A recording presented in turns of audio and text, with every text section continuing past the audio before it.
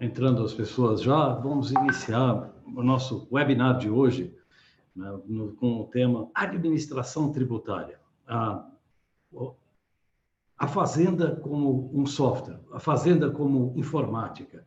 Então, isso, um tempo atrás, a gente tinha essa parte o informática era um auxiliar, era um serviço auxiliar dos escritórios, quer dizer, tinha um papel acessório na vida das pessoas, né? Com o tempo, quer dizer, a informática ganhou o protagonismo das ações, até grandes empresas hoje do ramo de computação informática e tal, elas ditam até as regras dos mercados e a forma como se faz negócio. A Amazon, ela tinha um lema de você construiu esse negócio, agora você vai rodar ele. You build it, you run it. E é uma ideia extremamente interessante que tem tudo a ver para a gente aqui na Fazenda, que ainda divide, aqui na Fazenda de São Paulo, divide os externos, a fiscalização direta de tributos e aqueles que ficam atrás do balcão, que não entram em contato com o contribuinte. Isso é uma divisão que está se desfazendo na informática aí, lá pelo mundo. Quer dizer, a gente tem DevOps, tem um monte de tendências para se desfazer isso, né? E aqui tem mais coisas, quer dizer, assim, a gente espera que a gente consiga fazer uma reforma tributária e espera que a gente consiga trazer um CONFAZ, um comitê gestor CONFAZ, um CONCEFAZ poderoso, que tenha dinheiro, orçamento, que possa permitir que se faça a computação que a Fazenda merece de forma organizada, nacional, de cima, assim, com uma organização, harmonização vinda de um só órgão de mando, né, do CONFAZ. Então, nós recebemos aqui hoje, né, o coordenador do ENCAT, o Eudaldo Almeida de Jesus, que é assim uma das figuras mais importantes da nota fiscal aí ao longo dos anos. A nota fiscal, que é o nosso maior orgulho no ICMS, talvez um projeto mais bem sucedido da tributação brasileira, né?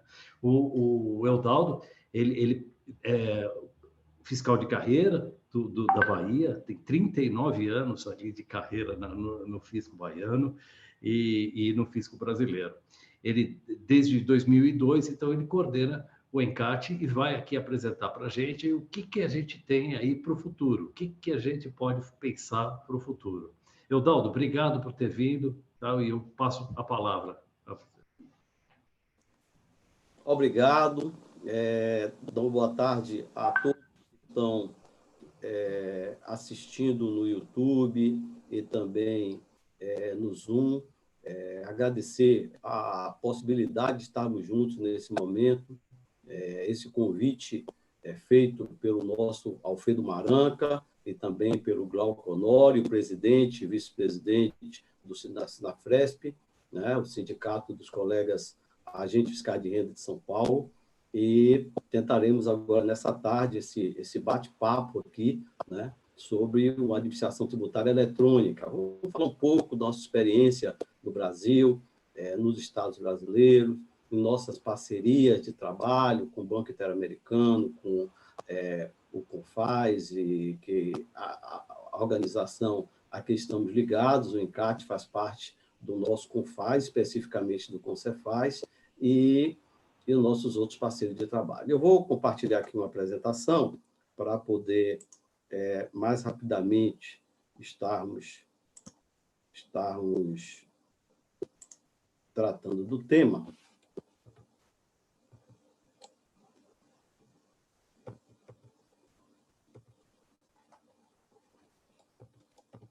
Está tendo algum problema no compartilhamento. Vou retornar aqui. Está compartilhado, Eudaldo. A gente está vendo. Ok. É porque não estava com o controle. Agora estou com o controle. Bom, nós vamos falar um pouco aí sobre a administração tributária e como a gente percebe essa administração tributária, alguns produtos aí em derredor do documento fiscal eletrônico e outras iniciativas, e o que pensamos, alguns pontos aí para debate alguns deles já avançamos, outros não, outros precisamos avançar. Como já foi dito pelo Maranca, meu nome é Eudaldo, sou auditor fiscal do Estado da Bahia e até aqui sou coordenador do ENCAT. Nos últimos 18 anos tive essa brilhante oportunidade de estar com os colegas no ENCAT. Nossa agenda vai ser essa, falar rapidamente, muito rapidamente sobre o ENCAT. Depois vamos falar sobre uma ferramenta de diagnóstico da administração tributária. O diagnóstico é algo importante para saber que caminhos temos que trilhar nas reformas da administração tributária. Vamos falar sobre o TADAT, mas não existe só essa ferramenta de diagnóstico, tá? O BID, por exemplo, utiliza uma ferramenta que atua não só sobre a administração tributária, mas também sobre a parte financeira e administrativa da administração fazendária, que é o MDGFIS, mas nós vamos falar especificamente sobre a ferramenta TADAT, que temos no ENCAT mais experiência de aplicar, é uma ferramenta internacional. Falar um pouco sobre mudança, o que está em mudança, o nosso esforço para mudar e as nossas resistências também às mudanças. Sobre a administração tributária eletrônica, os documentos fiscais eletrônicos que temos e outras mudanças realizadas pela administração tributária. A administração tributária mudou muito nos últimos anos, nesses 39 anos que eu tive a oportunidade de estar atuando no fisco, nesses 39 anos, pude ver o quanto mudamos. E algumas reflexões para debate. O ENCAT é um fórum das administrações tributárias estaduais, foi criado em 2001. Tá? Naquele primeiro momento, o ENCAT começou a discutir convênio 51, é um convênio que trata sobre veículos, sobre divisão de pagamento, forma de pagamento do ICMS de veículos, redução, etc. E um convênio de difícil acordo entre os estados. E logo que começou a primeira reunião do ENCAT do Pará, se tratou desse tópico. E por que eu estou falando sobre ele? Porque eu estou falando de cooperação fiscal. E deu uma briga tão grande naquela reunião que metade do grupo, um terço do grupo, deixou a reunião, botou a bermuda e foi para o hotel e disse que não participava mais da reunião. Dada a dificuldade de discutir os temas, os nervos exacerbados e tal. A cooperação se constrói somando, liderando, cedendo, integrando, buscando os pontos de interseção. Talvez esse seja o maior valor que fez com que o ENCAT progredisse, ainda com todo respeito às autonomias dos entes federativos, particularmente dos estados, com toda a sua autonomia, se conseguiu avançar e construir documentos eletrônicos, cada um implantando ao seu tempo, por causa de se buscar os pontos de interseção, cooperação. Naquele tempo, se discutia a Convenção 51, depois se migrou para discutir coisas tão simples como pauta de camarão 7 barbas, com uma possibilidade de crescimento de arrecadação quase que nenhum. E fomos marchando para coisas mais complexas, como deveria ser a partir de 2005, com os documentos fiscais eletrônicos. Começamos com a nota fiscal eletrônica. Trabalha pela difusão das melhores práticas, desenvolve projetos e sistemas com a participação dos contribuintes, um paradigma que quebramos logo cedo. Trouxemos os contribuintes, eu e os colegas, para discutir os problemas relacionados à implantação de qualquer sistema. Então, quem conhece o ambiente contribuinte, nós conhecemos de arrecadação, nós conhecemos de tributação, mas nós não conhecemos do ambiente de negócio contribuinte. Ele tem que ser ouvido. E, desta forma, nós conseguimos atrair um grupo bom de contribuintes que nos ajudou a cometer menos erros na implantação dos sistemas, particularmente nota fiscal eletrônica, nota do consumidor e outros que nós falaremos há pouco. E nossa referência sempre foi o CIAT, que hoje está lá o nosso amigo e irmão Márcio Ferreira Verde, é o secretário executivo do CIAT.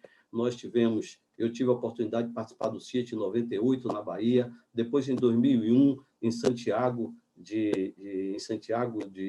do Chile, e ali eu pude ver, olha, a cooperação é importante. Trouxemos essas discussões para dentro do ENCAT e procuramos um modelo de cooperativo, não um modelo de conflito. O conflito já existe por uma série de questões ligadas ao ICMS, aos conflitos federativos, aos benefícios fiscais, Em outro ambiente, que é, por exemplo, no ambiente do CONFAS, que tem uma representação política. No ambiente técnico, tem que ter cooperação técnica. As divergências nós não discutimos nesse âmbito do encarte.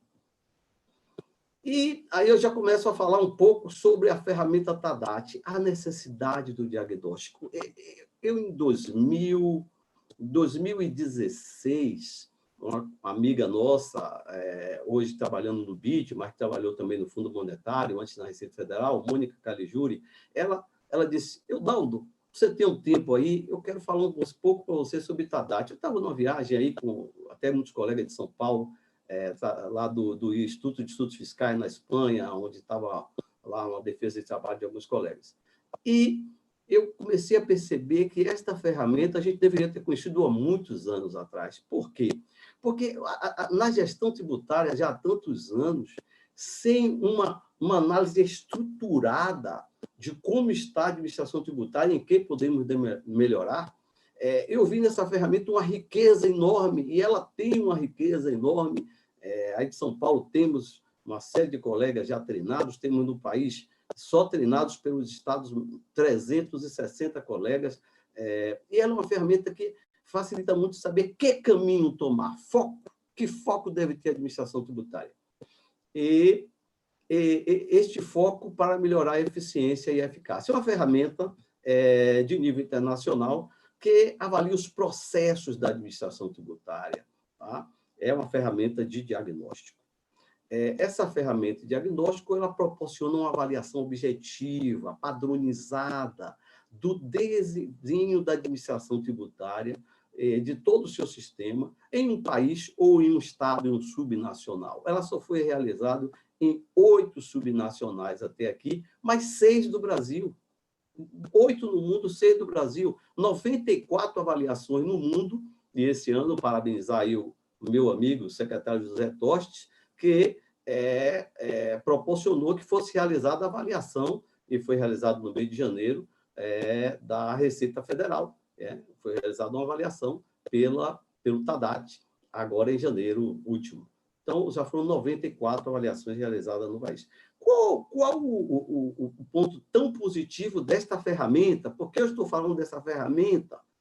Porque é preciso verificar o que podemos melhorar em cada administração tributária. Isto é diferente de um estado para o outro, de um país para o outro. Consultores especialistas, não só do Fundo Monetário, mas do Fundo Monetário, FMI, BID, várias organizações, União Europeia, elas se uniram, essas organizações se uniram, formaram um fundo e criaram, inclusive funciona fisicamente na sede do Fundo Monetário Internacional. Já tive a oportunidade de visitar com o meu amigo José Tostes, que foi um dos primeiros aplicadores de TADAT no mundo. Ele aplicou TADAT em 2015 em Moçambique, né? Naquela administração tributária, ele teve a oportunidade de aplicar cedo, e eu pude perceber que esses padrões que se criaram ali, não estou dizendo que são 100% certos, tudo pode ser melhorado. Agora tem um novo guia, o primeiro guia foi em 2015, eu vou explicar o que é guia, o segundo guia para essa avaliação agora é em 2019, então tudo está em processo de aperfeiçoamento. Mas, pela primeira vez, podemos visualizar, pelo menos a minha pessoa pôde visualizar, uma ferramenta que verifica as áreas importantes da administração tributária e diz onde podemos melhorar. E podemos ampliar a cooperação de um país com outro, de um estado com outro, nos seus respectivos pontos fortes e fracos. Ou seja, aqueles que têm pontos fortes naquela área, contribuir para aquele outro estado ou país que tem ponto fraco naquela determinada área, cadastro, arrecadação, litígios, etc. Dando continuidade aí, o que é que ela visualiza? Nós podemos compreender através dela as fortalezas, as fraquezas, e isso é crucial para se melhorar a administração tributária. Facilita também essa visão compartilhada entre a administração tributária para melhoria uma das outras. Não é uma competitividade, é uma oportunidade de melhorias.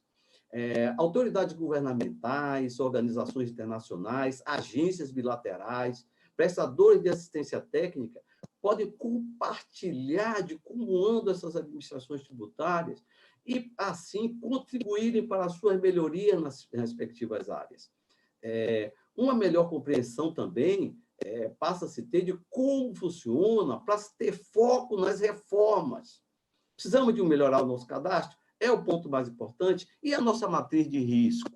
Nós temos uma matriz de risco, esse é um dos pontos mais frágeis nos estados, os riscos da administração tributária, tanto os riscos na parte de tecnologia, encontramos aí alguma realidade em alguns estados que não tem site replicado, se interromper o serviço não pode dar continuidade amanhã, não tem uma sala-cofre, não tem uma estrutura adequada para, em caso de incêndio ou outra ocorrência, o que devem fazer as pessoas para prontamente retornarem às suas atividades o mais breve possível, não tem um plano B, tá? Agora, no novo Guia Tadat, também o risco quanto aos recursos humanos, nós temos um quadro de 1.000 pessoas, mas 500 podem aposentar, isso é um risco. Então, o que vamos fazer quanto a este risco? A Tadat, a metodologia Tadat, indica caminhos para tudo isso. O Guia Tadat, que ele descreve toda a metodologia Tadat, tá? Ele proporciona esse trabalho, mas tudo é escrito e é público. Qualquer um dos senhores e das senhoras podem verificar o que tem no conteúdo do Guia Tadat. Ele fornece uma orientação não só para aqueles que vão avaliar a administração tributária, nós chegamos com um grupo de cerca de 4 pessoas, 5 pessoas, para avaliar a administração tributária. Eu participei de 4 avaliações dessa administração tributária, Brasília, o primeiro foi Alagoas, também o estado de Goiás e o estado do Maranhão, e mais um outro país, que foi o Cabo Verde, né?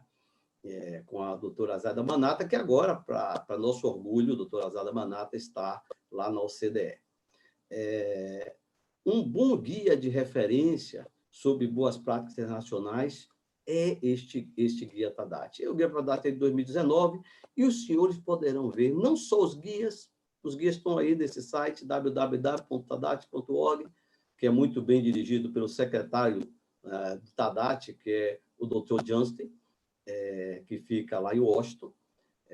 Os senhores têm lá todos os relatórios que já foram publicados, porque a publicação do relatório é realizado, se autorizado pela respectiva administração tributária.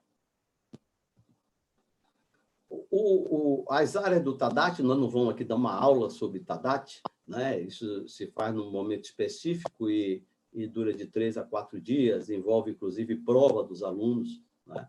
Os alunos, para serem qualificados como avaliadores, eles realizam prova. São 9 áreas.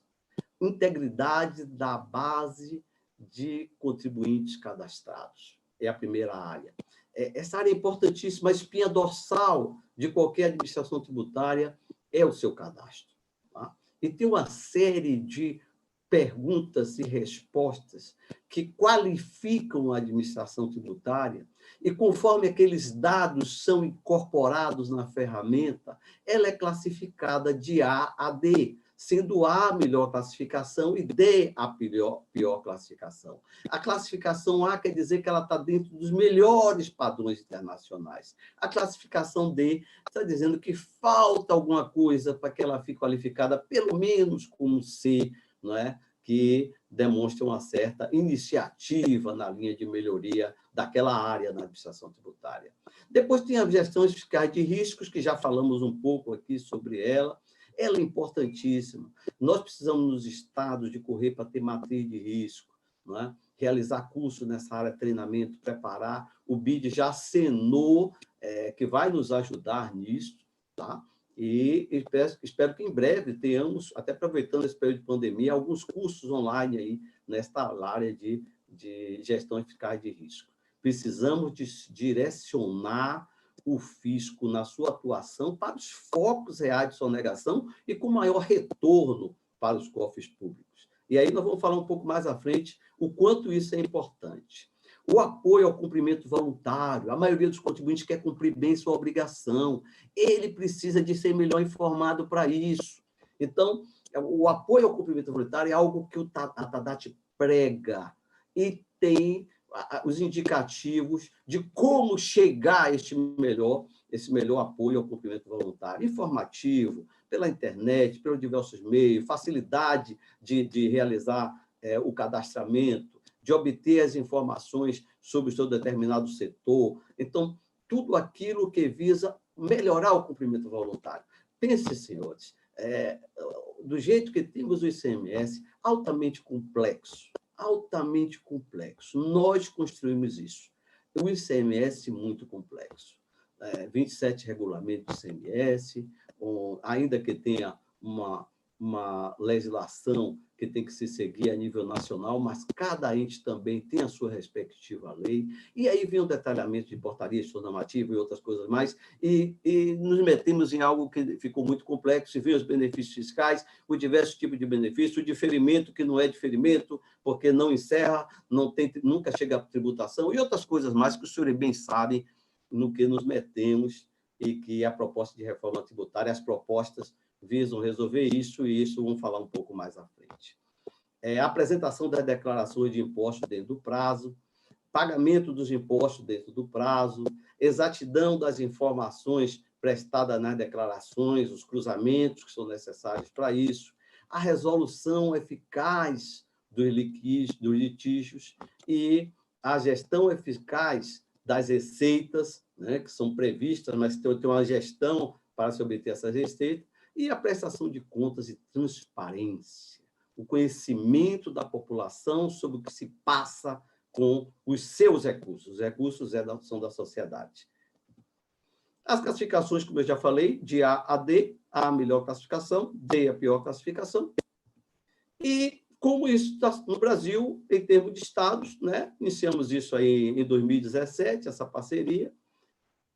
Eu tive o privilégio de ter tido professores brilhantes, né, como a Mônica Caligiuri, que já falei, o meu amigo Quadja, que é um indiano que trabalha hoje lá para o Banco Mundial, ele trabalhou no Fundo Monetário, etc., e o meu amigo José Totti, que hoje está na Receita, né, naquela época estava trabalhando no BID, foram os nossos professores, foi um privilégio, né, no primeiro curso que foi dado aqui no Brasil, lá em Alagoas.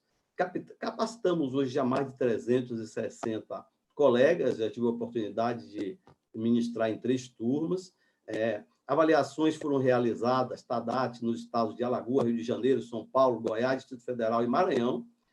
Foram publicadas as avaliações dos estados de Alagoas, Rio de Janeiro, Distrito Federal e Goiás. Estão públicas, os senhores podem acessar, estão lá. E isso é importante que a sociedade saiba, que os colegas saibam e participem disso. Tá? O objetivo de publicar a avaliação é que hoje um esforço da administração para melhorar naqueles pontos que foram considerados fraquezas. Não é simplesmente colocar no relatório que são fraquezas. O Estado tem um tempo de 30 dias para, por um acaso, questionar uma classificação. Tudo isso é feito de uma forma muito democrática e participativa. O Estado participa da avaliação o tempo todo. Em 2020, esperamos que a pandemia, se por acaso tivermos um arrefecimento, ainda terão capacitações e avaliações este ano.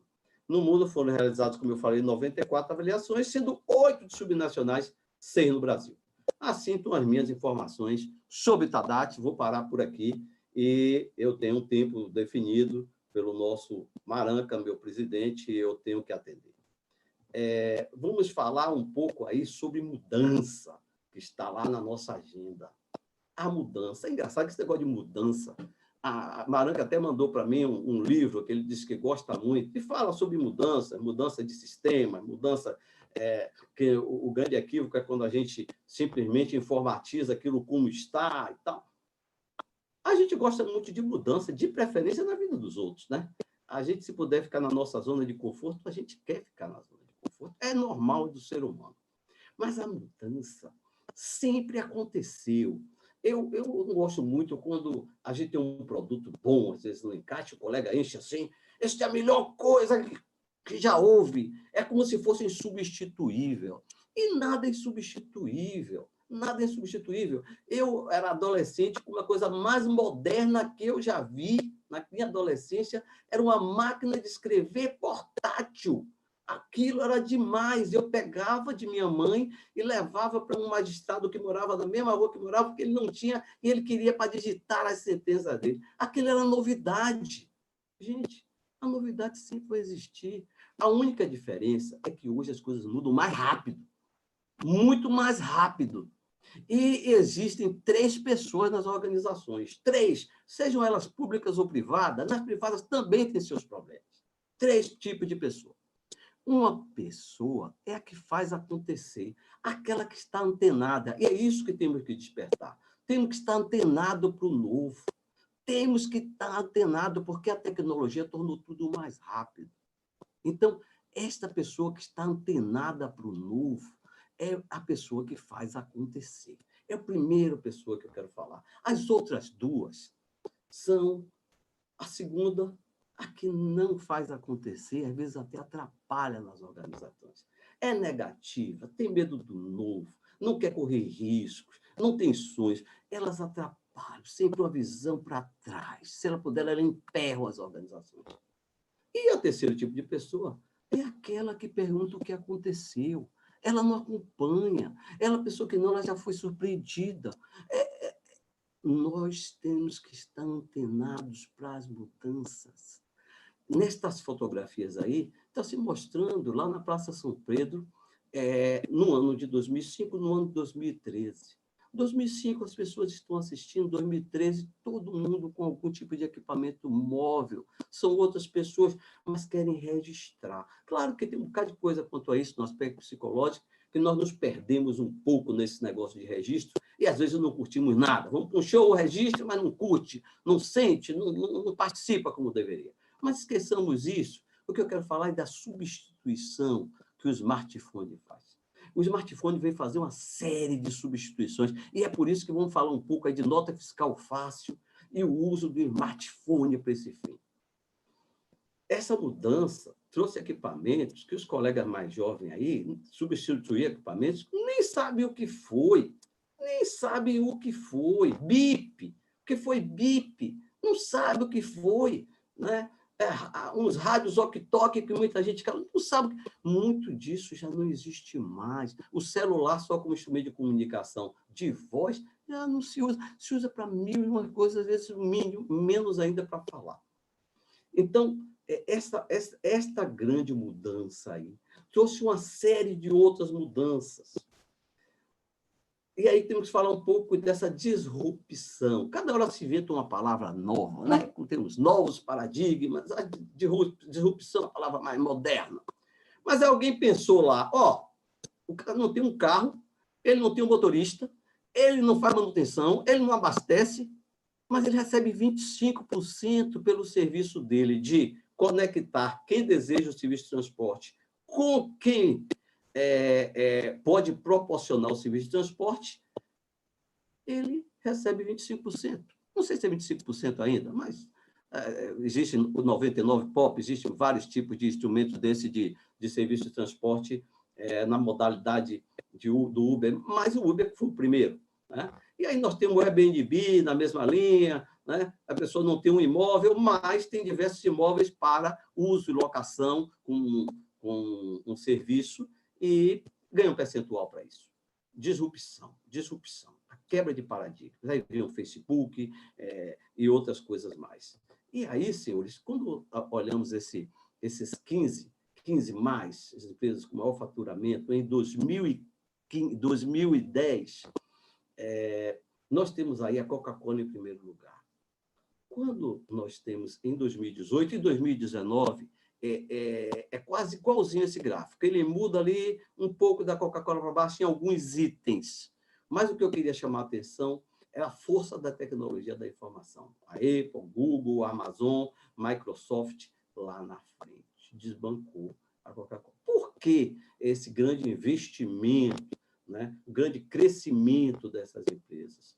Por causa da tecnologia da informação. A disrupção aconteceu. As empresas hoje, a marketplace, que agora nós estamos com esse foco no fisco, como eu vou fazer para cobrar imposto, para controlar o imposto a partir dessas empresas que estão intermediando o comércio eletrônico. E aí, falamos um pouco de mudança, vamos falar no nosso foco aí, nas administrações tributárias. Como essas mudanças vêm acontecendo nas administrações tributárias. Aí vamos falar de documentos eletrônicos e outras mudanças. E aí nós nos deparamos, eu gosto de utilizar nas minhas apresentações, com algumas alterações, essa tela, e o grande problema que nós temos aí. Nós melhoramos os documentos eletrônicos, vamos falar um pouco sobre eles aí, mas é preciso fazer mais, porque nós temos uma complexidade enorme em toda a cadeia de gestão da administração tributária. Eu estou falando dos estados, mas não é diferente no governo federal. Na parte de julgamento, olhe bem, nós temos o cadastro do contribuinte, depois nós temos a emissão dos documentos eletrônicos, nós temos as programações fiscais, nós temos a lavatura do auto de infração, quando é o caso, e a defesa do contribuinte, e as etapas de julgamento em alguns estados com mais de uma instância, nos seus respectivos conselhos ou tribunais, como queiram chamar. Até resgatarmos o crédito, demoramos muito. Uns menos, outros mais, na parte de julgamento administrativo, muitos melhoraram os seus serviços. Mas para obter o recebimento mesmo do tributo, muitos anos. Às vezes, quando você chega lá, não existe mais empresa, não existe mais como cobrar. São chamados créditos podres, que é em percentual elevado. A maior parte dos créditos que temos lá registrados na dívida ativa, geralmente são créditos podres, incobráveis, por uma série de razões. Nós temos que reduzir isso aí. Isso é uma quebra de paradigma. Quando a gente começou a falar de nota fiscal eletrônica, eu tive colegas em seminários e eventos que nós participamos, que disse: Eudaldo, vocês estão querendo acabar com o nosso trabalho? Não, estamos trabalhando para qualificar o nosso serviço. O nosso serviço não é ficar recebendo caixas de papel, como eu já recebi, caixas de papel cheio de talonários, levar aquilo para casa, sujo, empoeirado, e ficar digitando em uma série de planilhas para fiscalizar. Nós podemos ter um estudo eletrônico, vai demorar um par de anos, demorar alguns anos, né? Nós começamos isso em 2005, a primeira nota fiscal eletrônica foi em 2006, todos os contribuintes obrigados em 2010, depois começamos em 2013 com a nota fiscal do consumidor, temos já em quase todos os estados, apenas um estado que ainda vai entrar, o estado de Santa Catarina, que já vai implementar também, mas está em todos os estados a nota fiscal do consumidor eletrônica, que temos também algumas outras soluções, como o SAT São Paulo, que anda paralelo com a nota fiscal do consumidor, e SAT também no Ceará. Isto demora um tempo para amadurecer, para deslanchar, para dar certo. Mas essa complexidade aqui não se deve só à questão do nosso imposto, que é complexo. Ela se deve às construções que fizemos em termos de cobrança administrativa e também da judicial, que aí é um outro drama que eu não vou discutir aqui. Perante isso, nós fomos cuidando do que era possível construir para hoje, ou seja, aproximar ao máximo a ocorrência do fato gerador do pagamento do imposto, ainda que com penalidade. Aproximar isso, não distanciar tanto, porque quando se distancia, se mostra que temos a ineficiência e ineficácia na cobrança. E aí foram criados esses documentos, né? Conhecimento de transporte eletrônico, bilhete de passagem eletrônico, o Manifesto do Documento Fiscal Eletrônico, MDFE, o CTEOS, que é um conhecimento de transporte eletrônico para outros serviços, a Nota Fiscal Eletrônica, que foi o primeiro documento, a Nota Fiscal do Consumidor Eletrônica e também a Nota Fiscal de Energia Elétrica, que esta brevemente entrará em produção. Já está legislada, o sistema está pronto, realmente entrar em produção, algumas questões para entrar em produção. Temos o Brasil ID, que é a utilização de chips de identificação por radiofrequência, tudo isto numa cloud, que a gente chama de cloud fiscal, todo um controle, tanto das etapas do documento, o documento vai sofrendo uma série de eventos, de ocorrência durante a vida dele, como toda essa integração com o mundo externo. Agora mesmo estamos tratando com o governo federal sobre compartilhamento do manifesto do documento fiscal eletrônico para outros fins, né? Que não só o fim que já tem hoje na NTT. Então, essa integração externa, evitando que se criem outros documentos desnecessários.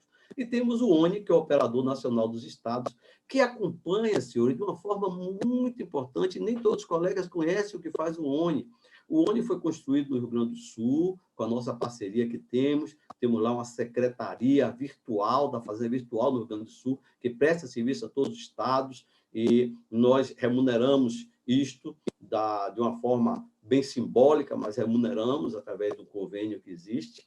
E temos outra secretaria virtual da Bahia, que é da PLAC, que eu vou falar logo à frente. Então, temos lá um sistema chamado Operador Nacional dos Estados. O que é que ele faz? Nós estamos conectados com antenas e também com leitores OCR, mas principalmente leitores OCR, que leem a placa do veículo. Então, aquela placa do veículo, ela vai para o nosso banco de dados, verifica se tem um manifesto de documento fiscal eletrônico aberto. Entenda o manifesto em aberto, ele registra a passagem em todas as notas fiscais. É como se fosse bater carimbo, mas só de uma forma eletrônica. Nós controlamos a circulação da mercadoria do país com uma série de leitores desses. Tanto leitores nossos, como leitores da NTT. Já temos leitores desses em pedágios também, tá? Já temos compartilhado informações de pedágio lá de São Paulo.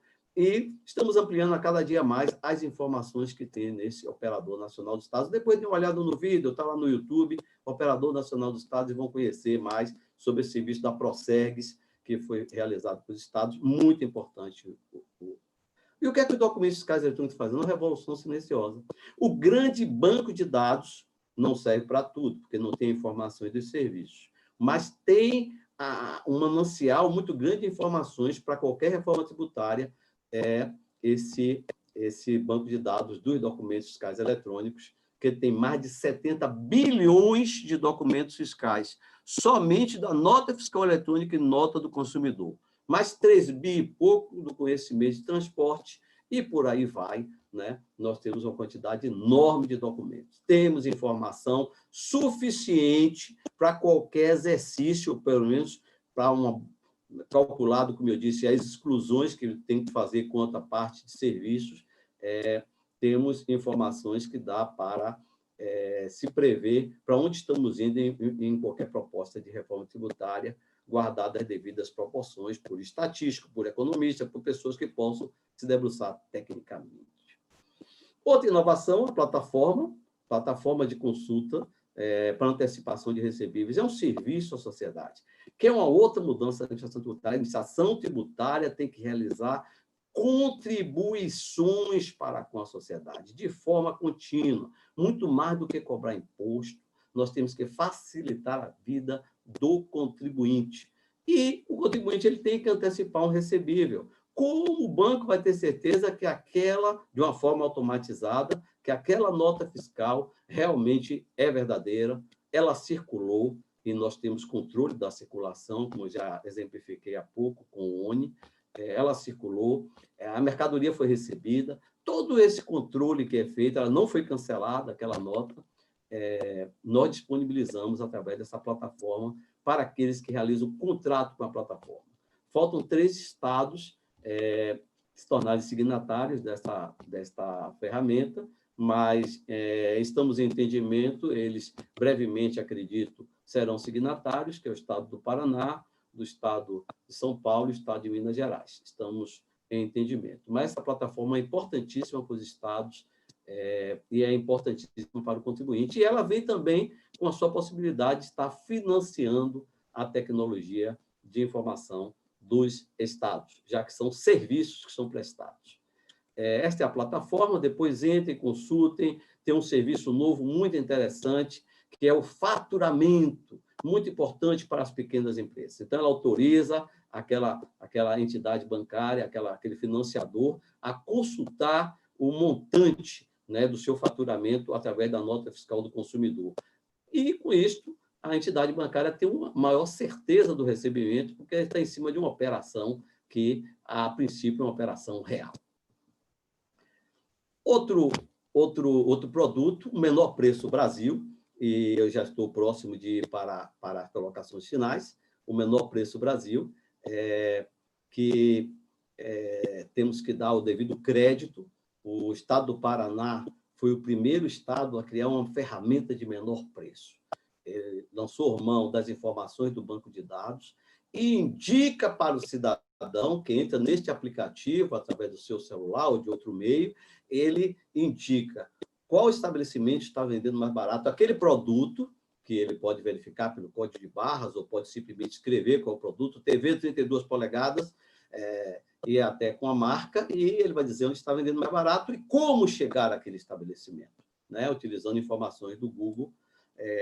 O que fizemos no ano passado foi uma parceria com o BID. O BID nos deu uma contribuição financeira através da Secretaria da Fazenda do Rio Grande do Sul, e nós construímos lá, com a parceria que temos com a Prosegs, a Secretaria do Rio Grande do Sul, este menor preço Brasil, que 14 estados já estão utilizando, outros estados utilizam ferramenta própria para este fim. Tá? Nossa feira de inovações, que é outro quebra de paradigma do fisco, o fisco e os contribuintes andando juntos. Então, nós recebemos cases, tem uma normatização, as empresas apresentam seus cases, são selecionados por uma comissão, e há um dia que temos essa grande feira de informática, que é o Inova. Realizamos isso anualmente, esse ano será virtual, ano passado foi no Ceará, da nossa querida secretária Fernanda Mara, que é uma incentivadora de tudo isso, e o primeiro foi no Amazonas. Então, temos essas feiras anuais que envolvem aí contribuintes, contadores e outros participantes que queiram melhorar o uso da tecnologia, uso da tecnologia para fim de emissão de documentos fiscais. Na parte de simplificação das obrigações tributárias, depois de ter reunido com a CNI, o Conselho Federal de Contabilidade, o SEBRAE e outros parceiros, chegamos na conclusão que uma primeira ação na linha da simplificação seria tornar a emissão do documento fiscal para o contribuinte de baixa capacidade contributiva mais fácil. Temos muitas rejeições ainda na nota fiscal do consumidor, que demonstra que ele se tornou mais complexo que deveria. Aliás, nós somos muito bons nisso. Nós somos muito bons em complicar as coisas. Digo nós, assim, no nosso raciocínio ICMS. A gente quer regra para tudo, quer ter informação de tudo, se possível, da alma do cidadão. A gente, numa outra linha, nós partimos para construir a nota fiscal fácil, quebrando paradigmas de novo, quebrando paradigmas. E o que é essa nota fiscal fácil e por quê? Fomos para a nota fiscal fácil, dentro desse triângulo que todos já conhecem, contribuinte que oferece menor risco, que são pessoas de menor capacidade contributiva, menor risco para a nossa receita, eles têm que ter mais facilidade na emissão do documento fiscal. É dentro dessa linha que estamos criando a nota fiscal fácil. Para que documentos? A nota fiscal fácil não é uma coisa do futuro longínquo, não. A nota fiscal fácil já foi aprovada na norma. Fizemos um entendimento com os estados, fizemos um acordo, vai ser através de um regime especial, porque ela vai substituir a nota fiscal eletrônica, a nota do consumidor, conhecimento de transporte, também o manifesto do documento fiscal eletrônico. Então, cada estado vai ter o seu momento, o seu regime especial, mas espero que seja rápido, como foi a nota do consumidor, que fomos assim, começamos lá com 5 estados, logo avançamos, começamos em 2013, já em 2015 estava a maioria dos estados. Esperamos que aconteça o mesmo com a nota fiscal fácil. Tá? Esse é o ajuste que aprovou, a nota fiscal fácil. Quem vai poder utilizar? Transportadores rodoviários autônomos. Isso é um problema sério. Né? A gente quer facilitar a vida do transportador para quê?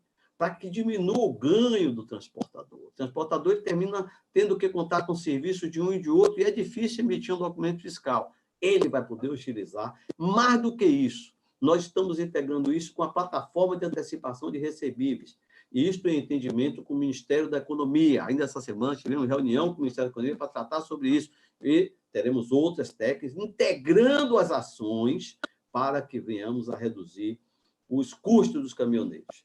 Os produtores primários, que têm dificuldade de emitir documentos fiscais, pequenas operações de consumo final e também contribuintes eventuais ou não contribuintes.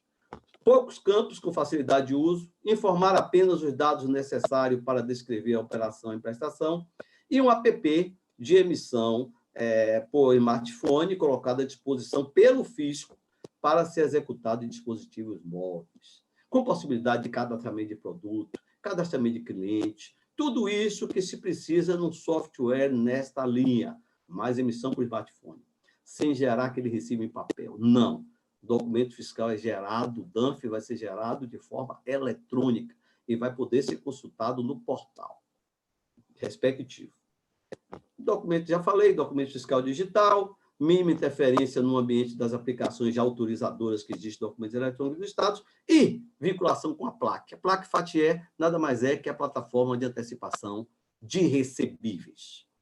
Quando isso vai acontecer? Julho de 2020, o meu amigo Vinícius Freitas, lá do Rio Grande do Sul, é o nosso líder no encate do projeto, e o meu amigo Ricardo Neves, é o subsecretário do Rio Grande do Sul, não só incentivador, mas que quer realizar algumas antecipações de cronograma nesse que estamos enfrentando. Então, julho, começamos aí com o transporte, nota fiscal produtor primário, algumas operações de outubro, e este prazo de março para o contribuinte do varejo e operações de produtor primário de modo geral, o meu amigo Ricardo Neves está tentando antecipar um pouco com o empenho da nossa Proseg do Rio Grande do Sul, porque nessa época de pandemia temos que agilizar o quanto antes, facilitar a vida das empresas, particularmente das pequenas empresas que estão sofrendo muito. Então, um instrumento desse na mão, com certeza reduzirá custos. Algumas dessas empresas têm que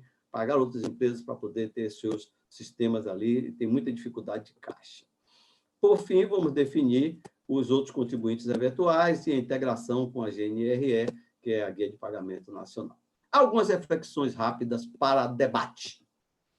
Primeiro, nós temos um problema grave de desigualdade no Brasil e essa desigualdade se agravou nos últimos anos, está aí a fonte do jornal GM, essa informação é do ano passado, mas acredito que este ano, se for realizar o mesmo levantamento, a situação talvez ainda seja um pouco pior. Há uma concentração muito grande de renda, não é só aqui no Brasil, tá? Até com a pandemia já foi demonstrado que em alguns países um bom leque de pessoas ganham mais dinheiro nesse período do que perdem. E com raras exceções, a maioria da população está a perder recursos. E o que é que a gente tem com isso, Eudaldo? O que é que o fisco tem com isso? O fisco tem a ver com isso. O fisco tem a ver com tudo que diz respeito à economia. Se os senhores bem lembrarem, nós vivemos na luta de atrair investimentos através da guerra fiscal, de benefício fiscal, porque nós temos a ver com a economia, nós queremos negócio em nossos estados. Nós temos que contribuir para a melhoria desse ambiente econômico. E aí, como podemos fazer isso? Simplificar. Primeiro, a tributação. É muito difícil ter uma conformidade fiscal do contribuinte atestada. Por quê? Porque o imposto é muito complexo e diferente de um estado do outro por causa da política de benefícios, etc. Então, nós temos que melhorar esse ambiente de negócio com a reforma tributária. Como é que ela vai ser? Eu não vou dizer aqui, não cabe, não é dessa palestra, teve outras aí, vão ter outras. Já na próxima quarta-feira, o Maranca já está organizando uma outra palestra também sobre reforma tributária. Já tivemos também no encate, vão ter outras, muitas discussões. Está se falando em discutir texto em agosto, mas temos que ter uma reforma, sim, temos que ter uma reforma. O melhor caminho não cabe a nós agora nessa palestra discutir. Mas temos que implementar uma declaração assistida e evitar que o contribuinte que já preenche documentos fiscais tenha que realizar toda uma declaração. Em alguns estados ainda tem várias declarações, alguns já estão só utilizando o SPED, mas a gente está nessa luta em não ficar exigindo tantas coisas do contribuinte. E no passo seguinte, com o imposto mais simples, ainda que fosse na linha que eu imaginava antes, uma lei nacional do ICMS, um regulamento do ICMS, tudo bem amarradinho, fim dessa política de benefícios fiscais, apenas com benefício financeiro, e exigir só o documento fiscal do contribuinte. Porque se as regras estão ali, eu sei que é mais fácil para o município, porque você tem um imposto que é o ISS, definiu a alíquota, são poucas variações, é fácil não exigir escrituração nenhuma. No ICMS, não, mas não por causa da complexidade dele. Se diminuirmos, melhorarmos este ambiente, essa complexidade, com certeza será possível exigir do contribuinte só a emissão do documento fiscal, que já tem regra de validação etc. Tem uma tabela de código de diversas espécies, produto, etc. Já tem um código até do próprio produto, que é o código de barras. Em sendo criado um imposto similar ao IVA, instituir a nota fiscal Brasil eletrônica, que na minha cabeça talvez sejam só duas, uma voltada ao consumidor, que contempla aqueles documentos todos que eu falei, e outra B2B.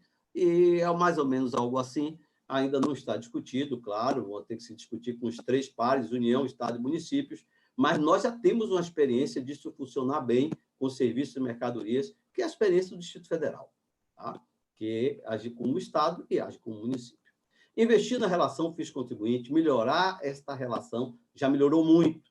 O contribuinte tinha dificuldade de se aproximar do fisco, hoje não tem muito diálogo, mas a gente pode melhorar mais ainda essa relação de confiança. Usar dados dos documentos fiscais para combater furto e roubo de carga, né? Nós temos representantes no comitê que cuida disso, lá no Ministério da Justiça, representantes do CONFAS, são do ENCAT, que é o Geraldo Marcelo e o Luiz Gonzaga. Nós temos que compartilhar. Já temos uma proposta, já fizemos essa proposta no Ministério da Justiça, espero que aconteça, que é uma integração apenas de documentos fiscais das cargas que forem roubadas e furtadas e autorizadas pelo respectivo contribuinte, com a possibilidade de acompanhar de forma contínua aquele combate do roubo da carga. Incentivar a autorregularização por parte dos contribuintes, tá? Isto aí tem a ver com o cumprimento voluntário, que eu falei lá, né, no TADAT. A gente tem que incentivar esse cumprimento voluntário por parte do contribuinte. Como? Disponibilizar as inconsistências. O contribuinte emite o documento fiscal, apresentou o SPED, tem consistência, disponibiliza o contribuinte. Alguns estados já fazem isso, já tem estados que fazem, né? E nós podemos ampliar isso. E ter um prazo para o contribuinte regularizar essas inconsistências.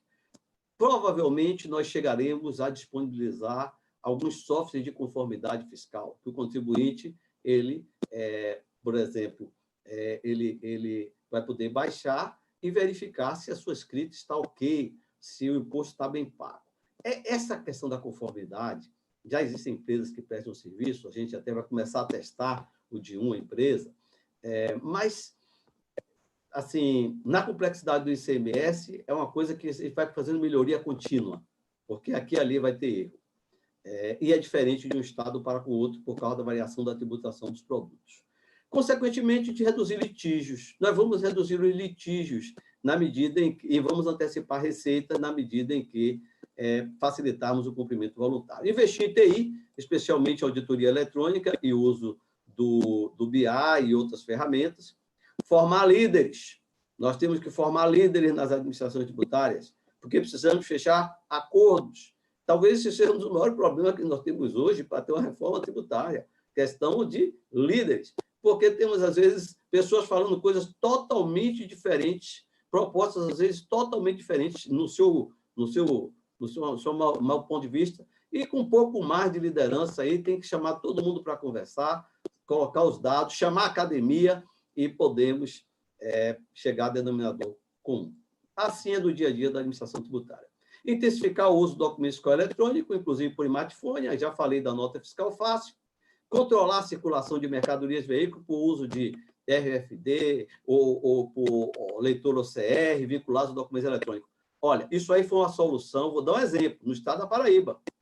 Não precisou o caminhoneiro parar no posto, soltar e entregar a nota a um colega para verificar a qualidade do documento fiscal. Por quê? Pela leitura da placa dos equipamentos já instalados no posto, ele já sabia qual era o manifesto, quais eram os documentos fiscais e se iria realizar alguma intervenção ou não naquela carga, ou se simplesmente o caminhão poderia seguir. Tá? Realizando o registro de passagem, o caminhão poderia seguir sem tocar no documento. Dou um exemplo, o estado da Paraíba fez isso agora, tem outros estados fazendo, mas dou um exemplo do estado da Paraíba que trouxe nossa reunião. Estudar o uso do blockchain. Nós até pedimos a ajuda do nosso Raul Zambrano, lá do CIET, ele nos apresentou uma série de questões relacionadas ao blockchain, mas a possibilidade de uso do cadastro. Isso é algo que nossas TIs têm que estudar, é uma nova tecnologia, temos que dominar, não dominamos ainda, mas o cadastro talvez fosse um bom caminho. Disponibilizar mais dados agregados, documentos fiscais para o mercado, para a academia e sociedade em geral. Conseguimos avançar um pouco nesses 2 meses, disponibilizando no Rio Grande do Sul, tanto quantitativo como valores de notas fiscais, está lá no site do Rio Grande do Sul, de todos os estados que autorizaram, nós já temos informações lá para que a academia, o nosso amigo José Roberto Afonso, que é um estudioso, me pediu dados, estão lá, José Roberto Afonso, o dado podia mudar isso e aquilo, nosso colega Ricardo modificou, melhorou a forma de apresentação, os dados têm que estar mais públicos. Nós podemos melhorar o nosso mercado e reduzir o custo dos nossos produtos no Brasil se utilizarmos melhores as informações. Não estou dizendo que tem que dizer quebrar sigilo fiscal, não é isso que eu estou falando. Não estou falando de informações de cada contribuinte per si, eu estou falando de uso de dados agregados, setores econômicos. Nós podemos medir a inflação por isso aí, nós podemos medir a deflação, o que for. Os documentos fiscais estão no banco de dados, do consumo que aconteceu agora. E a gente não está utilizando bem ainda esses dados. Este é um ponto fraco nosso no Brasil. Temos mais dados que a maioria dos países, mas utilizamos muito pouco desse rico banco de dados. Eu digo que é uma mina que nós não estamos explorando. E a academia poderia estar fazendo uso disso com estudos belíssimos para o nosso país. E talvez seja o ponto mais importante dos que eu falei até agora na apresentação, no sentido de melhoria do nosso ambiente econômico. Usar dados da nota fiscal para melhorar a qualidade de compras públicas. Vários estados já utilizam, inclusive São Paulo, Rio Grande do Sul, Bahia, Amazonas, vários estados utilizam já esses dados para compra pública, para estabelecer o preço máximo que a administração pública paga por aqueles produtos. Ter um quadro adequado de servidores com conhecimento de TI, não podemos fugir disso, tá? Temos que ter quadro próprio e não só quadro terceirizado em TI. Ter um bom serviço de inteligência fiscal, com uso intensivo de dados, às vezes os colegas não estão ainda muito próximos dos dados, pessoal de inteligência, trabalhando mais com denúncia, mas precisa ter conhecimento mais de uso dos dados, e integração com o Ministério Público e Polícia Judiciária. Precisamos ter isso. Já temos funcionando bem em alguns estados, mas eu acho que sempre podemos melhorar o nosso trabalho de inteligência fiscal, capacitar continuamente os servidores da administração tributária e inculcar em todos da administração tributária a buscarem os novos paradigmas. Temos disposição de mudar ou estamos presos aos velhos paradigmas? Não queremos disrupção de nada. Eu agradeço. Essa era a nossa apresentação. Agradecer ao Maranca. Eu não usei a 1 hora toda que você me deu, mas eu falo muito, eu sei que eu falo muito. Tá? Os créditos, porque colegas contribuíram com informações para essa apresentação e a fonte dos slides. Era isso, senhores. Muito obrigado. Eudaldo, muito obrigado. Viu? Você aqui chegando um monte de aplausos, cumprimentos e elogios para a sua palestra. Realmente é muito difícil a gente pensar em alguma coisa que a gente discorda do que você falou. A gente queria levar essa bandeira à frente, isso sim, né? Eu tenho algumas perguntas só aqui. Eu queria perguntar também uma coisa, viu, Eudaldo? Eu queria perguntar para você uma coisa. Como assim, como você vê o futuro do SPED? O SPED e a nota fiscal eletrônica? Não sei se é um assunto muito delicado assim para falar. Olhe bem, tem alguns colegas da Receita que não gostam muito, quando eu e o meu companheiro Álvaro, que é da minha coordenação técnica lá no INCAT, trabalhamos já há muitos anos juntos, o meu amigo Luiz Gonzaga, que é o nosso adjunto, e Luiz Dias, que é o nosso coordenador técnico, o nosso secretário-geral, falamos que, ao final, queremos que o contribuinte emita só o documento fiscal. Ele emitiu o documento fiscal correto, ele passou pelas regras de validação, pronto. A gente vai dizer a ele até lá qual é o imposto que ele tem a pagar no final do mês. A gente pode até dizer a ele, porque nós temos as aquisições e nós temos as vendas. Se ele tiver que fazer ajuste, a gente coloca lá naquele módulo de declaração assistida e ele faz o ajuste. Se não teve nenhum erro nosso, nenhum erro de sistema, nada, ele só vai ter que pagar o imposto e mais nada. Aí alguns colegas não gostam, dizem assim, Eudaldo, mas tem regra de exceção, tem isso e aquilo. Temos que eliminar essas regras. Essa é a minha forma de pensar. Eu penso que a gente tem que ir num caminho agora de resgate, no sentido de corrigir as distorções. Eu prego isso. É possível? Eu acho que é possível. Já acontece isso no estado de São Paulo. Eudaldo, o ISS, no município de São Paulo. O ISS é o imposto mais simplificado. Sim, eu sei. O imposto mais simplificado, pouca variação de alíquotas, poucas regras. O próprio município realiza suas... lança mão de suas regras. Eu sei que tem uma série de coisas. Mas que é possível? É. É possível que a gente chegue no documento fiscal com uma única obrigação do contribuinte. No início, a gente vai passar por uma declaração assistida, mas no futuro, a gente talvez tenha só o documento. Quando você fala de SPED, o SPED não é só isso, porque o SPED ele tem 14 módulos. O 14º é o de simplificação. Mas nós temos um módulo de contabilidade que é necessário. Nós temos um módulo contábil. O SPED não é só isso. O SPED tem, como eu falei, 14 módulos. E tem módulos que são absolutamente geniais. O que a gente está falando é do fiscal, da escrituração fiscal digital. Pode ser que a gente não necessite dela lá na frente. Isso não é nada demais, isso não é um desprestígio para ninguém, pelo contrário, será um avanço se conseguirmos, espero que consigamos. Grande, Oswaldo. Eu tenho uma outra pergunta aqui. O Glauco quer fazer uma pergunta. Por favor, Glauco. Então, vamos aproveitar, Edaldo. Boa tarde, parabéns pela brilhante apresentação aí. Um lado, você já falou um pouco sobre isso, né, do que às vezes essas mudanças trazem um pouco de receio para quem está aqui, né? É sair da zona de conforto. Você falou que a gente tem que ser pessoas antenadas em mudança, e você falou que alguém já perguntou de acabar com o nosso trabalho. E eu queria te perguntar, dentro desse foco aí, dessa mudança, e com uma pitada de provocação aqui. Às vezes eu vejo falar que bom, nós vamos fazer tudo eletrônico, não precisa mais de informação, e é claro, se tiver com a nota fiscal eletrônica, você pode construir até a contabilidade, todas as guias e tal, mas a gente vive num país, né? Eu sempre falo assim, a gente está no Brasil, e onde a sonegação não é considerado alguma coisa grave, e ainda a gente tem uma economia informal aí que se estima em mais de 30%, quer dizer, é um volume grande ainda.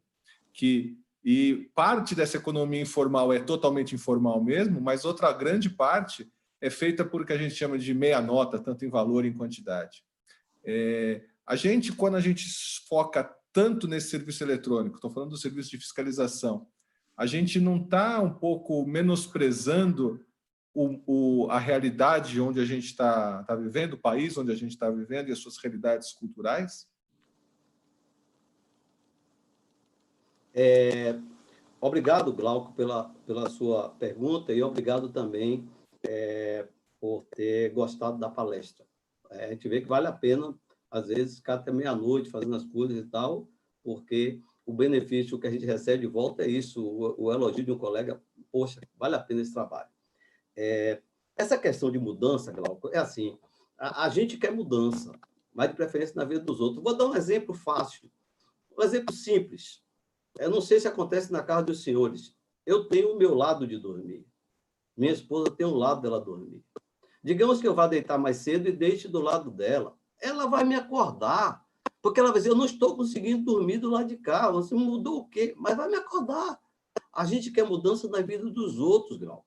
A gente não quer mudança em nossa vida. Se for mudar as coisas do seu hábito, da sua forma de trabalhar, até eu estou sentindo falta da minha sala lá, estou trabalhando em casa, mas eu sinto falta de ir na minha sala de trabalho, física, colegas. A gente quer mudança na vida dos outros. Na hora de mudar, vou dar um exemplo pessoal meu. Eu tenho 2 anos para me aposentar e não me aposentei ainda. Mas tenho tempo. Todo mundo fica brigando, e eu também briguei por regra de previdência, mas chega na hora de aposentar, é a mudança. Tem que se preparar para a mudança. A mudança não é algo fácil. Tenho 2 anos já. E não me aposentei ainda. Vamos lá. A questão que você fala de meia nota. Olhe bem. A gente informatizou isso aí até aqui.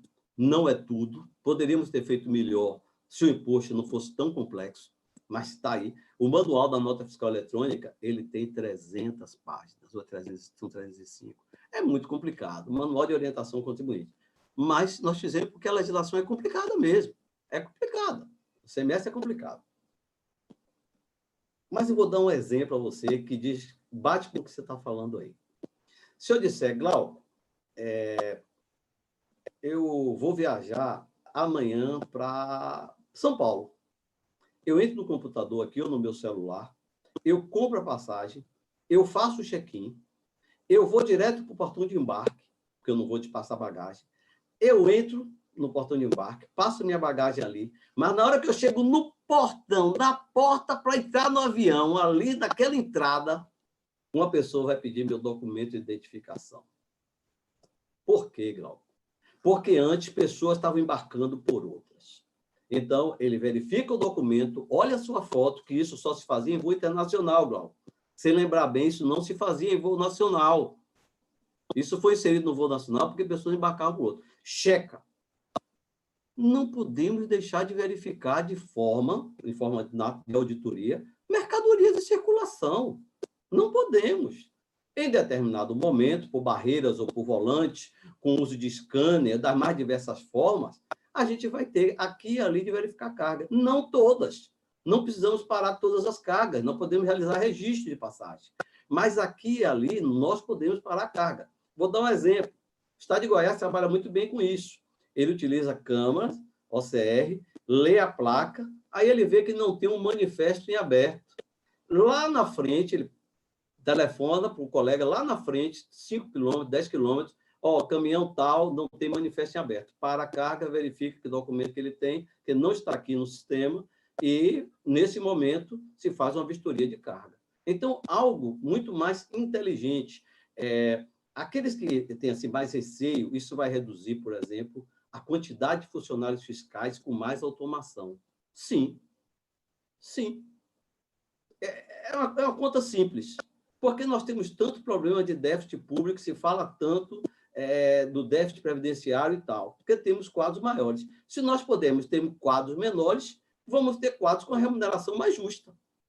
Se temos quadros muito grandes, temos mais déficit público. Então, nós estamos dando uma contribuição. Se nós podemos trabalhar com 1.000, não precisamos ter 2.000 pessoas no quadro. Não é isso? Então, a tendência... O pessoal pergunta, e a da tendência é ampliando a quantidade de pessoas do fisco ou diminuindo? Você não tem acompanhado o que é acontecido com o quadro da Receita Federal? Concursos eram muitos. Hoje, não.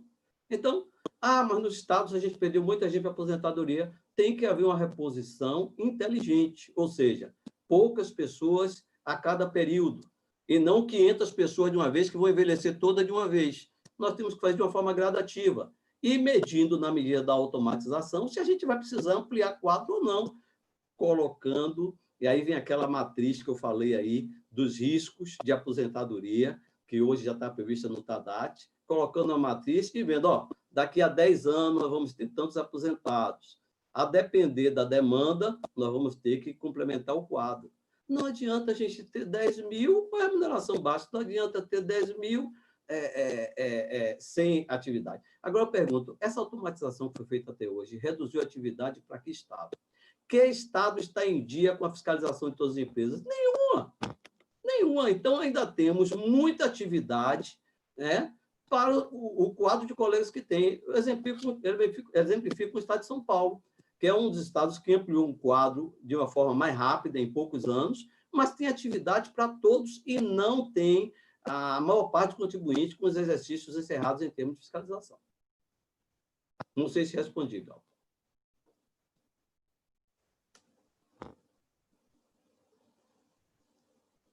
O seu microfone está inativo. Respondeu. Google. A gente acha que o Google não tem ninguém trabalhando lá dentro, porque a gente olha só vê o prompt, né, do Google. Então, mas tem 114 mil empregados para fazer aquilo lá funcionar, né?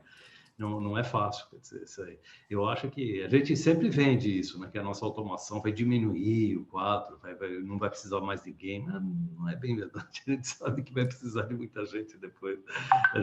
Só que para o contribuinte vai ficar muito mais simples, né? Quer dizer, ele não vai ter que lidar com várias personalidades e pessoas diferentes. Tal. Tem uma pergunta aqui também, do Francisco Mendes, sobre... deixa eu ver se eu está aqui. Sobre nota fiscal de serviços, né? Porque a gente, como Confaz, a gente também tem os nossos serviços e tem a nota de serviços do ENCAD, né? E você poderia falar sobre a maturidade da nota fiscal de serviços eletrônica? Quais passos precisariam para evoluir como experiência e como a experiência da NFE pode ser uma referência para que a NFSE cometa menos erros e acelere a sua implantação? Primeiro, saudar o meu amigo Chico Mendes, né? Que conheci na época que ele passou lá com o nosso também amigo Nelson Machado, lá no Ministério, ele era assessor do secretário executivo. Eu tive a oportunidade de conhecer o colega Chico Mendes, aí de São Paulo. A nota fiscal de serviços eletrônica, ela começou em Angra dos Reis. Foi o primeiro município a ter nota fiscal de serviço eletrônica. O Estado de São Paulo, o município de São Paulo, foi lá, com aquele aprendizado, construiu também sua nota de serviço. E, naquela mesma época, 2005, 2006, os estados, o INCAT, foi chamado, através de um protocolo assinado no ENAT, a contribuir com os municípios para a criação da nota fiscal de serviços, lá com a Brasp. E nós chegamos, sob a liderança da doutora Maria Goretti, que era secretária da época do Rio Grande do Norte, da Fazenda, a um escopo do que seria o nosso modelo, um modelo para a nota fiscal de serviços dos municípios, né? Mas, assim, como os municípios não têm um órgão, assim como o CONFAZ, que possa legislar, definir para todos, são mais de 5.000 municípios, este modelo ele ficou em alguns municípios e outros já tinham os seus, não implantaram, que foi o caso, por exemplo, São Paulo, Belo Horizonte. Alguns municípios já tinham um bom modelo. Então, esses municípios, cerca de 200 grandes municípios, continuaram com seus modelos. Depois foi construída a nota fiscal de serviços. Tiveram 2 protocolos no ENAT, o primeiro não funcionou, foi feito um segundo há uns 3, 4 anos atrás, e foi construído o projeto de nota de serviços com a contribuição da ABRAF, de outros colegas dos municípios e também da Receita Federal. Não houve a participação nossa dos estados, foi construída a nota fiscal de serviços. Mas existem algumas questões ligadas à legislação para que o município passe a utilizar essa nota, pelo menos de forma obrigatória. E tem um outro problema maior. Cerca de 200 municípios, eles têm os seus sistemas integrados, as notas de serviço que eles já têm hoje. E esse padrão que ele tem no nota de serviço, se eles mudarem da noite para o dia, eles vão ter um legado tremendo, né? O pessoal de TI sabe bem o que é isso. Vamos ter uma série de sistemas que terão que ser adequados, e isso representa custos. Então, eu acho que, meu amigo Chico Mendes, que emplacar a nota de serviços no momento atual talvez seja uma tarefa difícil, num padrão nacional, talvez seja uma tarefa muito difícil, porque toda implantação de documento fiscal eletrônica, toda implantação, ela demanda um certo tempo. Eu exemplifiquei a nota fiscal eletrônica, a nota do consumidor, nós estamos há 7 anos implantando e falta um estado ainda. Às vezes, esse time não é tão rápido assim. E para os próprios contribuintes, eu até conversava com o nosso amigo, aqui mesmo no evento da Sinafresco, com o nosso amigo deputado Raul, que eu tenho toda a consideração, que em um ano é impossível ter documento fiscal eletrônico, ainda que a nível nacional, um único documento, ou 2, para municípios, estados, todos esses ambientes, e também para os contribuintes, né? Só da nota fiscal eletrônica nós temos mais de 1 milhão de contribuintes emissores, todos esses ambientes têm que ser atualizados a cada alteração. Não é coisa simples, porque estão integrados com outros sistemas do próprio contribuinte, e, no nosso caso, com os nossos sistemas. Então, eu acredito que, se tiver uma reforma esse ano, provavelmente não vai se implantar ao mesmo tempo nota de serviços, a não ser que os serviços fiquem de fora, e aí vai se ter o tempo normal de implantação de 4, 5 anos, não sei, 3 anos, dessa nota de serviços eletrônica. Mas já está pronta em termos de modelo e em termos de sistema. Testado, inclusive. Tem uma pergunta aqui também da uma colega. Quer falar? Não, eu ia fazer uma perguntinha, eu ia fazer uma outra pergunta aqui. Faz favor. Edaldo, você falou em algum momento aí da sua apresentação da importância de quadros próprios. Hoje se fala muito em terceirização, tal, E eu queria saber, dentro dessa questão, inclusive abordando a questão de sigilo, por que que o profissional de sistema precisa ser do quadro próprio, por que precisa ser, que tipo de profissional. Se a gente tem que buscar um profissional específico, se é um profissional da carreira do fisco. Eu queria que você falasse um pouco disso, da importância desse que você levantou aí, do quadro próprio nestas áreas de sistema. Ok. Eu tive oportunidade em minha vida de ter sido brindado com a possibilidade de ser diretor de TI da Secretaria da Fazenda da Bahia. Fui por 2 anos diretor de Tecnologia da Informação. E aí eu aproveito para agradecer tanto ao Renato e ao Rogério, que estão ajudando os senhores aí na parte de TI. E eu entrei mais cedo, conversei um pouco com eles. O que é que acontece? No meu ponto de vista, a maior parte do quadro que trabalha com informática na Secretaria de Fazenda deveria ser a maior parte do quadro, maior mesmo, talvez 95%, terceirizados.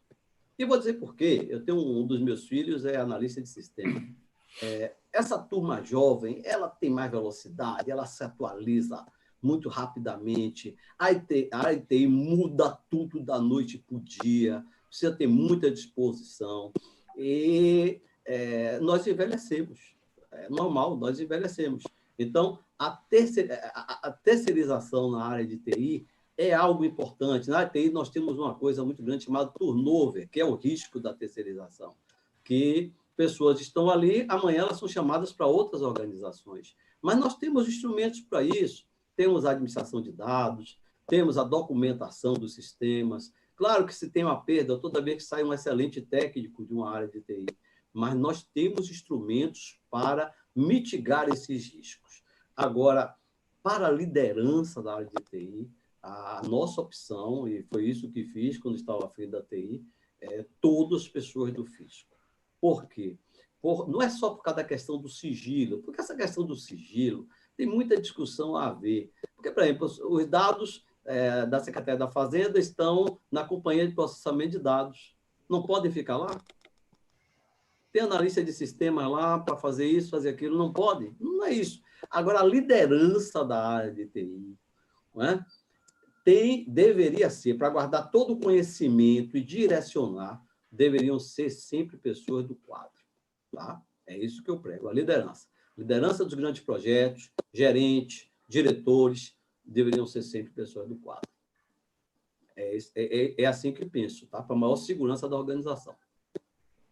Inclusive, aquele livro que eu passei para o Eudaldo, que é Open Government, ele tem um capítulo que ele fala que ele acha que o profissional de TI ele tem que ser de carreira, assim, pelo menos quem vai desenvolver, quem faz o design, tal coisa, porque na opinião dele o grande problema que existe nas empresas, até em geral, é que quem faz o projeto, ele só tomou conhecimento do problema em um determinado instante. Depois ele não tem compromisso filosófico com o problema, né? Não tem compromisso de vida com o problema. Então, e depois, quando precisa modificar, nada como a própria pessoa. E tem aquela da Amazon também, que faz o cara que projetou, faz ele trabalhar com aquilo lá para o resto da vida. Se ele fez um negócio ruim, ele vai ter que trabalhar com o negócio ruim para o resto da vida, né? Quer dizer, não sei. Tem uma pergunta aqui, que, com toda essa engenharia de software, todas essas soluções que o ICAT criou, tal, as soluções são sempre assim na interface entre o contribuinte e o fisco, né? Quer dizer, o ICAT desenvolve também assim soluções para o trabalho fiscal, quer dizer, para auditoria. Já pensou nessa linha de ação de fazer softwares internos de controle de processos, coisas assim. Assim como foi automatizado o relacionamento do contribuinte com o fisco, automatizar também o funcionamento interno das administrações tributárias. Essa é uma primeira questão. Depois, uma colega aqui da DRTC3 estava perguntando, ficou feliz de ver o Eudaldo falar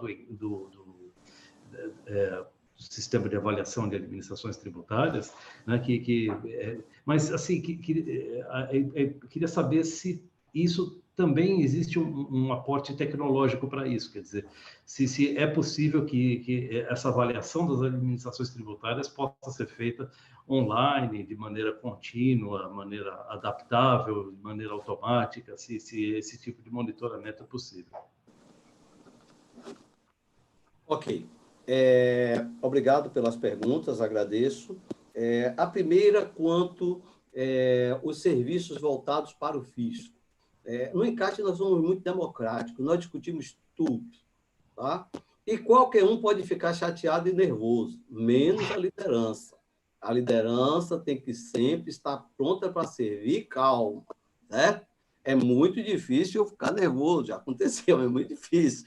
Então, bem tranquilo, bem calmo. Nessa discussão democrática, nós vimos a necessidade de uma auditoria eletrônica. Nós temos documentos eletrônicos, nós temos informações do SPED, mas precisamos de uma auditoria eletrônica, algo que facilite o trabalho do auditor, muito mais do que utilizar planilhas, um esforço, às vezes, pessoal de colegas auditores, mas temos um sistema para isso. E chamamos no encaixe democraticamente vários estados e várias construções, até de entidades do fisco que desenvolveram sistemas assim, soluções assim, e chegamos na conclusão que o auditor eletrônico de Minas Gerais era o que estava mais próximo do que a maioria desejava. Então, pedimos ao Estado de Minas Gerais para adequar o sistema para que pudesse ser utilizado por qualquer UF, porque foi um sistema feito para Minas Gerais. Então, o sistema passou a permitir uma série de ajustes, inclusive qual era o UF, etc., e foram treinados os colegas por nosso colega de Minas Gerais, colega de todo o país. Fizemos diversas turmas, alguns colegas de Minas também foram em estados, treinaram os colegas, de forma que a gente utiliza já uma nova versão, que o ano passado teve mais treinamentos, do auditor eletrônico. Isso já há alguns anos. Tá? Em outras áreas, como de controle de processos, ou de atendimento, ou de qualquer outra, ou de planejamento de fiscalização, nós levamos essas experiências para o encate. Os estados se prontificam a compartilhar sua experiência exitosa, essa boa prática, e esta boa prática é disseminada para os outros estados sem nenhum custo. Para isso, nós propusemos um protocolo lá no CONFAS, que foi aprovado, o protocolo 54, né? Ele foi aprovado, e ele, se não me engano, é 54/2004, e através desse protocolo, qualquer estado pode requisitar, pedir até o software e toda a sua documentação para implementar no seu estado. E os estados vêm atendendo uns os outros nas diversas soluções que possam servir à administração tributária. Este que eu falei de auditoria já é utilizado pela maioria dos estados. Alguns estados têm solução própria, como o estado de São Paulo. Bom, queria pedir estamos chegando ao fim do episódio, pedir para o Glauco, se o Glauco quiser fazer suas considerações finais.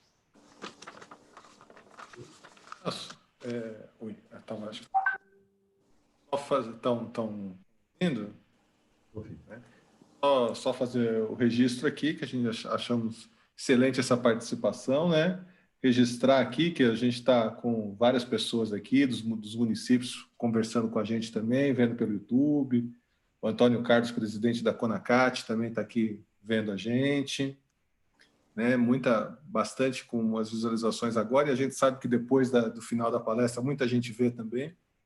E ficamos contentes com essa participação aí, né? Com essa visão de uma auditoria, com a participação, e a gente torce para que isso evolua numa direção que a gente acha que é a direção mais correta aí, né? Que a gente está convivendo aí com essa desimportância do serviço público, né? E que a gente consiga entender isso aí. Acho que é importante a gente ter essa visão e ser partícipe dessas discussões, que a gente está participando dessas discussões, parece que o servidor é sempre problema. Então é muito bom quando a gente vê um grupo de servidores, a elite dos servidores aí, das coordenações da administração tributária, tentando produzir algo com esse foco, né? Quem sabe a gente consegue que essa massa de contribuintes entenda que a nossa função não é atrapalhá-los, como alguns ficam alegando aí, né? Que a nossa função é prejudicar, mas que nós também temos todo o interesse do bom funcionamento da economia. O Edaldo chamou atenção nisso, que nós precisamos disso também. Então, e fazer essa simbiose aí. Então, parabéns a todos e é isso aí, vamos em frente. Edaldo, queria agradecer a sua presença nessa palestra, essa aula maravilhosa que você deu para a gente, e agradecer o seu trabalho, viu? Agradecer a sua visão, as suas implementações tecnológicas e desejar muita saúde para você. Continue sempre firme. Suas palavras finais aqui. Eu registro o agradecimento aos colegas, né, do Sinafresp, da Sinafresp, do sindicato, aliás, do sindicato, Alfredo, o Glauco e toda a equipe aí. E digo aos senhores que os créditos deste trabalho não são créditos de Edaldo, são créditos de uma equipe grande do INCAT, que trabalha há muitos anos, independente de governos, e é por isso que o Glauco falou isso com muita propriedade. É preciso preservar as carreiras, porque a quem interessa não ter carreiras? Aqueles que querem personalizar governos com cargos de confiança. Não tem sentido, isso tem uma perda enorme. Então, nós temos que fortalecer todas as carreiras que são estruturantes do Estado e, com isto, garantir um bom funcionamento do Estado para o bem de todos nós e para o bem de toda a sociedade, que o compromisso seja um compromisso com a sociedade. Tá? Agradeço a todos, estou à disposição para o que for necessário. Se o nosso presidente permite, eu peço também que participem dos encates públicos. Nós começamos agora uma nova linha, encates públicos. Então, já realizamos o primeiro, e se o presidente me permite, posso anunciar o segundo? E o segundo encate público será no dia 1º. No dia 1º de julho, teremos às 15 horas, e os senhores poderão acessar pelo YouTube da Secretaria da Fazenda de Alagoas, está lá no canal do YouTube, nosso encate público, segundo encate público. E também temos realizado os encates só com as administrações tributárias estaduais. Esses daí já aconteceu um no dia 16 e em breve teremos outro voltado só para o fisco. Tá? Mas o encate público é para o bem da sociedade. Teremos tratando da nota fiscal fácil no próximo encate e também da administração tributária do futuro, com o nosso amigo Raul Zambrano, do CIET, e também o nosso amigo secretário George Santoro, do Estado de Alagoas. Então, agradecemos mais uma vez a oportunidade e desejamos a todos um bom restante de dia. Obrigado. Vamos anunciar aqui, tentar promover aqui também o encate aqui em São Paulo também. Obrigado, doutor. Obrigado.